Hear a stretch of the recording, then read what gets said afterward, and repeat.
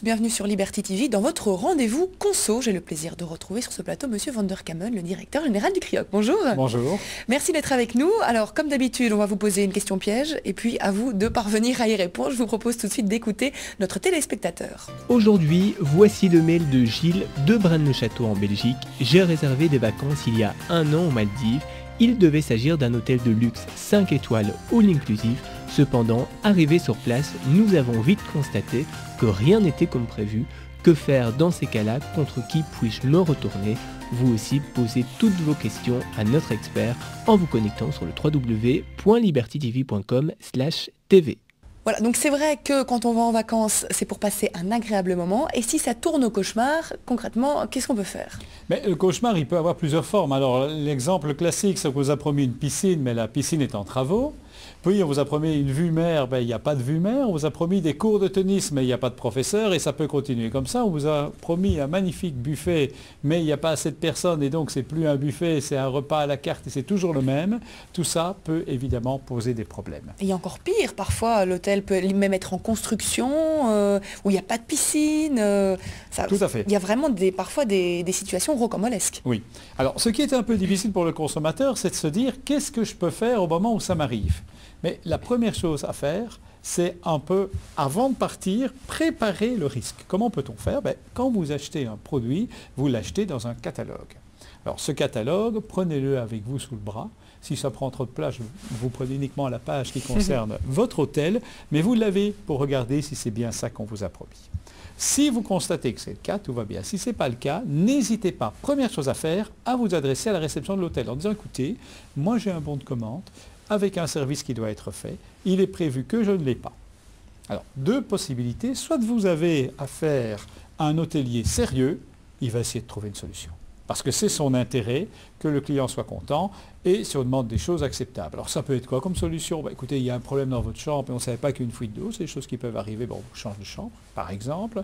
Notre solution, c'est que le tour opérateur s'est aperçu au moment de l'arrivée que l'hôtel avait fait faillite, mais dans ce cas-là, on va essayer de vous reloger dans un autre hôtel. Attention que si on vous donne un hôtel de catégorie supérieure, vous n'êtes pas obligé d'accepter de payer un supplément. Généralement, un tour opérateur sérieux cherche une solution qui ne coûte rien au consommateur.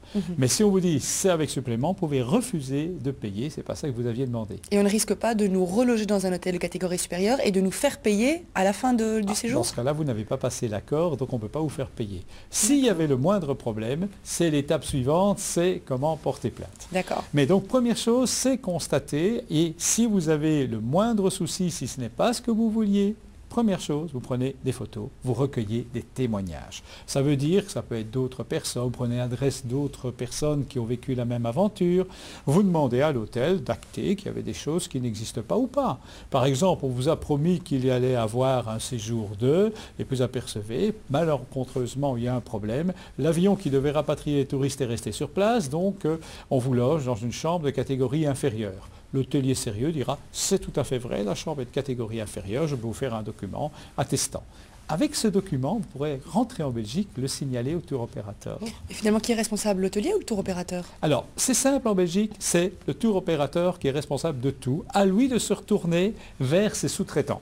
D'accord. Donc, ça veut dire, si vous avez acheté un hôtel de catégorie 4 étoiles et qu'on vous donne un 3 étoiles, c'est le problème du tour opérateur. D'ailleurs, très sérieusement, il va essayer d'éviter que ça se passe avant, mais on ne sait jamais, il y a quelquefois des choses impossibles.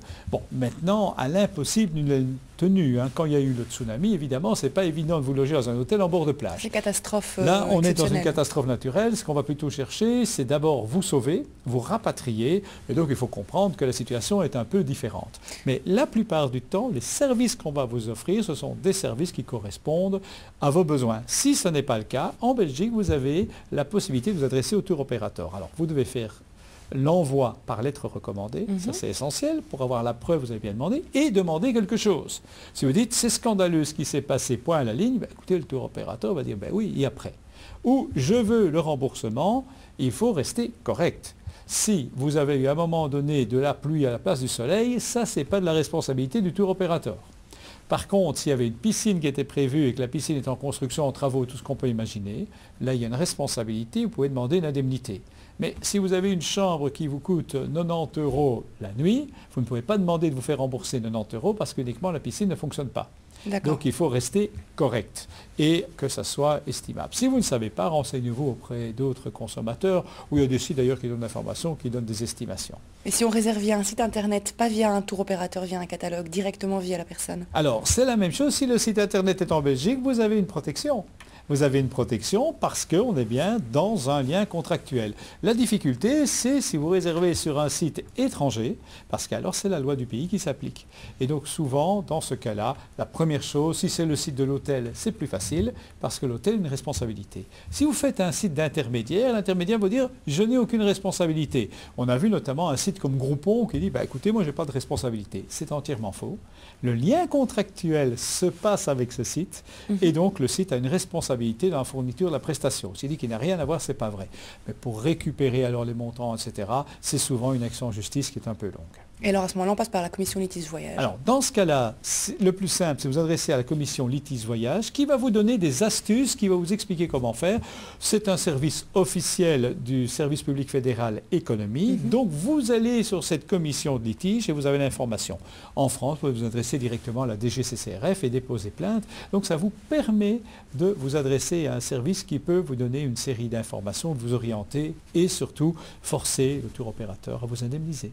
Eh bien voilà tout ce qu'il fallait savoir, en espérant en tout cas que ça ne vous arrivera pas, mais si vous êtes dans ce cas-là, vous savez quoi faire. Merci beaucoup Monsieur van der Kammen d'avoir été avec nous. Merci à vous de nous avoir suivis, à très bientôt pour une autre question conso.